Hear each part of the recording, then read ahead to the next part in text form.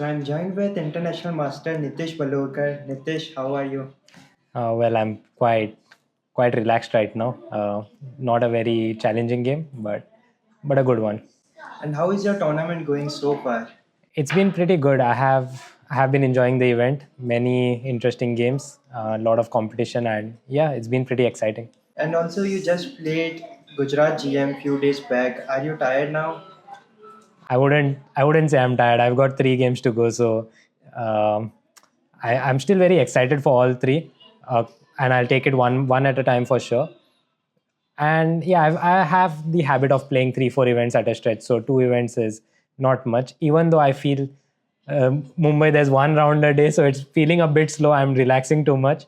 Yeah, but not tired, definitely. And are you playing bullets right now online? Well, if my coach is going to see this, then no. But in general, yeah, sometimes I just play bullet a bit, but not on my main account. So But does your coach sees your stream? Then he must know that you are still playing bullet. yeah, so but that is for the stream. That's what I tell him, that only stream bullet, but I have like 50,000 games in bullet. He knows definitely that, behind his back I am playing bullet a lot. So yeah. And also, you have amazing scores in bullet, scoring against Matthias Bluebaum. Tell us something about winning against him. Get to 3100, guys, though that game didn't like push even 1 point for me. Okay, as long as we don't blunder this, we are fine. As long as we don't blunder this, we are fine. Bishop here next or not? Oh, knight here. Beautiful. Beautiful. GG's. GG's. Bhai, कौन candidates player? कौन candidates player? Boys, I am back to 3097. It doesn't matter who I'm playing. Yeah, Matthias, Bluebaum, and I have played many games. Like every event I play, I somehow get him as my opponent. And recently, the fact that he got into candidates makes it even more exciting for me to play, because he's got that how do I say, title to him, like a candidate player. And I've got good results. If you've seen that, I did win one of my most recent games against him. So yeah, it's been pretty exciting. I love this bullet format as well. It suits my uh, it suits my want of adrenaline a lot. So I do enjoy that. I have many other good results as well. I've played Nihal Sarin a lot, who I respect a lot in bullet. I feel he is one of the best. I have won against him too. Arjun, Erigaisi, of course, India number one. So yeah, many games against him, and good victories against him too. Unfortunately, I haven't been able to beat Hikaru yet, but hopefully someday soon. I've had a draw, which I lost on time, unfortunately. Yeah, It and was a winning game. it was a winning game. I had a rook on the board and he had only a king. So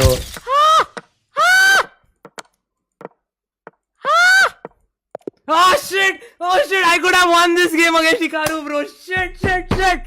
Bro, that was so close. He thought he could kill me on time. Nah, my boy. Not freaking happening. What a crazy game. Yeah, I lost on time, but that is the format. So And with Arjun, you have scored in Blitz also, right? yeah, against Arjun, I have scored in a blitz format in one of the. I was streaming that night, I remember, and it was a very exciting game. Also in the freestyle, uh, which I believe is a way more fresher concept to judge people's strengths, and to beat him in that was even more exciting. Of course, he's really good at freestyle too, but I had a great game that day, and yeah, it's pretty exciting. So, do you feel more confident in over the board tournaments after scoring such victories online? Um, Honestly, I don't think about it that much, but deep inside, I have this, happiness, and I can feel it. I can do it. So that's always riding on my mind, that I can always. I have this capabilities, and I can always charge on board for sure. And also, a lot of your videos are booming on Instagram right now. So, we can say you are a professional streamer right now. Don't do me like that yet. I would like to be. I am still a professional chess player, but I see no harm in streaming as well. You can call me a professional streamer too, because I intend to stream as well, and I am pretty excited, doing that. Also, I meet my viewers over here. they say I've seen your stream, I've seen your videos. It it does make me happy. I feel that I have people are watching my stream. They say they are enjoying, so I'm pretty happy doing that. So yeah, I like the tag, to be honest. Yeah, even I am your big fan. Like the recent video where you beat Matthias Bluebaum, you made it look so easy, and the commentary you do is very fun to watch. Well, thank you so much for that. I'm glad to know that I'm happy again here. Yeah. So, in this tournament, there are some serious games. Which is your favorite game here? I have two favorite games. One which ended in a draw, but that was really exciting. I was playing against Sahib Singh in round two, and the game, the analysis, all the after that draw, I felt very much alive. Yeah, I wasn't very tired. I was just like, what a game! I just have to go and check this out. So that was how it was. So, can you take us through one of your games of this tournament? Definitely, I'll be excited to do so. Yeah, so in this game round two, I was playing the white pieces and I played one e4. And my opponent played one e5, which I wasn't expecting as much for that specific round and I didn't prepare. So I took him out of the book with knight c3, which I had in my arsenal, but I had kept it hidden for moments like this where I get surprised and if my opponent over prepared. So he went knight f6 and g3 was my plan. It's not a new novelty or something, but it's just something to play some easy game. He went knight c6, bishop g2, bishop c5, knight e2, castle, and I castled. And he went for a5. So the thing is, if he plays d6, there's plans like knight a4. So a5 made a lot of sense. Honestly, I don't remember what I would do for d6, but I think knight a4 is a move there. So I go d3, he goes d6, and I played h3 with a clear plan that I wanted to play king h2 and f4. That was my plan here. But when he played bishop e6, I was not sure anymore what I wanted to do, because now playing king h2 would call for d5 directly. And every time black plays systems like these, he is always happy to break in the center with d5.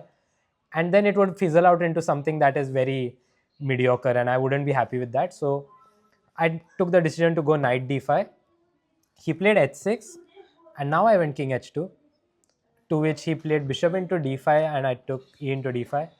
Here I was, after knight e7, I was feeling I should be better. I should have the edge over here. And I went for this move d4, which I thought was a pretty good decision. The plan is, after pawn takes and I take with the knight, if he plays knight into d5, I have knight b3. And then the power of my two bishops would just prevail, because the moment he moves the knight or he plays c6, I can just grab or even play c4. And that would be very exciting for me to play on. But he made a decision to not go for that, and he just went with his bishop back to a7. And in this moment I played c4 now. Knight f5, d into e5, d into e5, and here I went queen c2. My plan was to go b3, but I never liked this positions with sometime knight d4 coming and bishop opening up to a1 or maybe a4. It always felt a bit dodgy to me. So I went with queen c2 first, asking his knight where he wanted to go. And I was expecting knight d4 again, but I don't know what went through his head. Maybe I was wanted always to play bishop d4, bishop d2, rook e1. Practically, I feel this position, I should be way better. But since I know the engine evaluation, I am struggling to say that right now. But I feel practically okay. My pieces are well set. His pieces are struggling. So this position should be something that I would be excited to play. But as things would have it, he didn't go for this line. He went for queen d7, to which I played bishop to d2 here. He played bishop c5 right now. And after bishop c5, I wanted to get my pieces into action right now, and I just played b3 in order to play some a3, b4 ideas like these, and also get my rook in. d3 was just a prophylactic move. I didn't think much. Rook e8, Rook d1 may be a questionable move from my side. The thing is, I played such a fresh line to get him out of the opening. I was out of the opening myself. So it took me a massive time to get this position. And once I was at this position, I wanted to win. So I started making a plan. After rook e7, I went bishop to c3. And here he went bishop d6. Our decision I didn't fancy at all, which he took, because okay, I think he was also panicking. He felt the position was bad for him. Of course, white was more comfortable, but all these moves with rook e7, bishop d6 didn't make much sense. And now I went for queen b2. The idea is very subtle. It looks like I'm attacking e5, but my main idea is to play a3, b4, and c5. Just expand on the king side. And so in my mind, I was thinking of some crazy variation. So I was like, let's say he plays h5, I go a3. He plays h4, I go b4. And maybe, he thinks b6 can now help him stop c5. But now I have c5. And the thing is, if he takes b c5, bishop and c5, I can just play d6 and my bishop opens up to a8. And yeah, I think I was being very cheeky over here. I wasn't thinking as much about what I wanted. I was just trying to be cheeky because I didn't see what he could do honestly here. So heading back after queen b2, he made the decision to go rook e8. And now I realize, okay, so if I go a3 again, his plan is like there's nothing much I can do. Even after that variation with b, the rook is always defending a8. Do you think he saw the variation of d3? That's why he moved the rook to e8. I think he did. I think he panicked too. He saw a3. I got the sense of that he did see a3. But rook e8 again, the decision was carried because he had another plan, like to play queen e7, what he did in the game. So I shifted my gears now. I didn't want to go a3 anymore. At this moment, like what goes, like you made a plan which is so long term. Yeah. It looks like opponent should fall into this, and suddenly they defend Yeah. well. So at that point, do you get into that shock zone, or maybe how do you recover so fast in the game? Well, the streamer in me gets in a shock because the 1-0, 3-0 games, I think I would get this for sure. But in the game, I don't expect them to fall for this. If they do, I'm very happy that they did fall for it. But if they don't, I just want to keep the press on. So I just slowly keep on grinding it out till it comes my way. So okay, eventually, unless someone makes a mistake, it won't happen. But it doesn't have to be a big mistake, basically. So yeah, back to the game again. At this position, I went for knight c1, and my plan was simple: target the e5 pawn. The battery is good with my queen and bishop. I thought of playing rook e1, but there was always threats of bishop d4. So I went knight c1. He went queen e7, and here I went for knight d3, knight d7, and rook e1. And I can't recollect exactly, but I had very less time, around 6 minutes, and this is not even close to move 40. There's a lot of moves left for move 40. And yeah, here there's an increment at move 40. So the problem is in Gujarat, when I played, I was playing very fast because there were no increment. Now that I know that there's increment, I'm just playing, relax, there's going to be increment. And by move 20, I'm already in time trouble. So yeah, he played queen g5. And here I took a very intriguing decision, which I am proud of, to be honest. I played this move rook e4. And the plan was okay, simple. I block this pawn. I give him no chance to push and go for bishop into g3 ideas. So I just block that pawn. And also another threat is that I have rook e1. Now very obviously he would go for knight f6, which did happen in the game. And here there were a few variations to consider. One of the main things I considered was bishop d2. And I felt, okay, wow, bishop d2, queen h5. I just have g4, so it should be winning here. But then I see queen h4. And all of a sudden, I'm not even sure if I'm winning or he's winning. Which is, because if I take, there's just knight into e4. And this is, of course, lost. And now with his queen on h4 is... honestly, it's trapped, but it's no one's going to touch it. That queen is very powerful, and a lot of threats with knight e4 and so on. So I thought, okay, queen h5 is going to come, but also queen g6. I felt there was knight into e5, and I thought knight into e5 works great. But then I saw he still has queen h5, and now, in a word, I'm just done maybe, because if I play g4 now, there's just bishop into e5, rook into e5, knight into g4. It's all game over.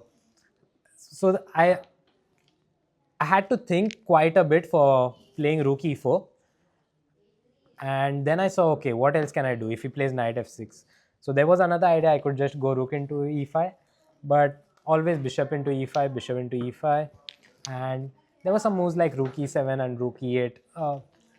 Yeah, I didn't feel very comfortable playing this one. Also, I never have f4 because queen into g3 is directly a move if I play f4. And here, what I did in the game was very impressive. I played c5. I gave my exchange. Knight takes, and bishop here. And the plan was, I think I carried out the plan pretty well. So I have a dominating position. His rook, even though he's exchange up, his rook is really not doing much. Both his rooks are not doing much. And I went for bishop into e5. Later, I saw that there is this amazing move. Of course, I couldn't spot it on board, and I had less time, as I said. There was this move, rook g1.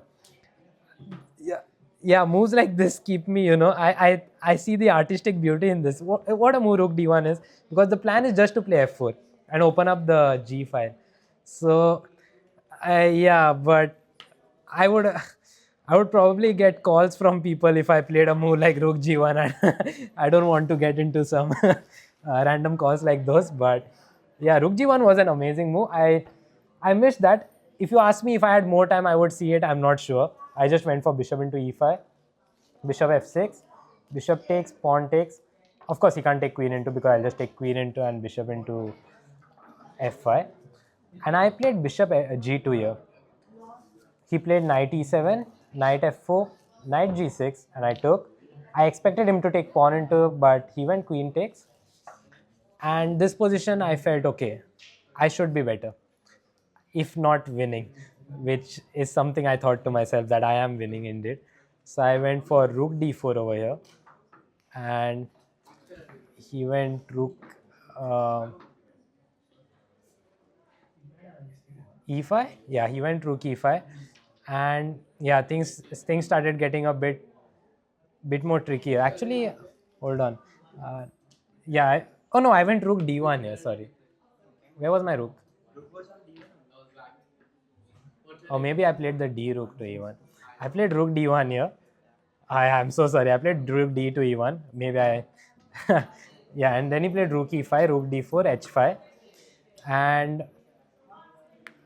yeah, so now I went queen d2, and he played rook to e8. And here I had barely 2 minutes on my clock, and I saw an amazing variation, which I played in the game. I went queen into a5. He went rook e2. I went rook f4, and I'm like, okay, my king is safe. My plan is simple, just break open, queen c7, d6, should be winning. So he goes queen c2, and he is also playing under less time. We both are panicking. And in this moment, I go d6. I see rook into f2, which happened in the game. Rook into f2, queen into f2. And here, I'm like, okay, this is winning, because I get d7. If he plays rook d8, queen into c7, that rook is gone. But just, I remember having like less than a minute when I was supposed to play this move, and I'm going for d7, and I see this amazing, like d7, rook e2. If I queen on d8, yeah, let's just imagine this is the queen. King g7, queen d5 is the only move to defend mate, and now calm move like c6. And I'm just lost. Yeah, I can't even hold this game anymore. I'm just lost. Because, okay, queen e4, there's just rook into e4, queen f3, rook queen into f3. The pin is too dominating. And I just remember that in this moment, I turn into full panic mode. I don't know what to do, because whatever I saw came crashing down. I can see my first loss of the event coming in. I was on top of the pawn. And I saw 5, 4, 3, 2, 1. And when I saw 3 seconds, I realized, okay, D7 doesn't work. So I just took D into C7, which turns out is a great decision. But I was watching D into C7 as well, and I was uncomfortable with the fact that H4 is a move, which I later thought, okay, Queen C3 is there. I missed few details. I thought there was some King G7 and whatever, but I missed a few details in this line. He didn't go for H4. He went for King G7, which is a very, very strong move indeed. King G7, and yeah, this was move number 40 for me. I recollect vividly. This was move 40 or some sort, and I played Queen B5. Again, a very strong move. The plan is simple. His plan is to play Rook E3, or Rook E2, sorry, and threaten a checkmate. So with Queen B5, I just stop Rook E2 because I will just take Queen into E2, and promote a new queen. So yeah, I would be happy if he did this, but unfortunately he went for Rook E1, and I have to save checkmate. Yeah, Queen G1 is coming. I have to go H4, and now he went for Rook E3. So as fate would have it, I did get my second queen. I did make another queen, but Queen into G3, King G1, Rook E1 check. Unfortunately, my first queen had to go. Rook into F1, King into F1. Just replace this, and Queen D3, King F2, Queen here. I thought of running away with my queen this side, king this side, and playing this position, but I was a bit dejected, to be honest, because D7 didn't work. But all this was probably something I should have gone for, like just play this position on.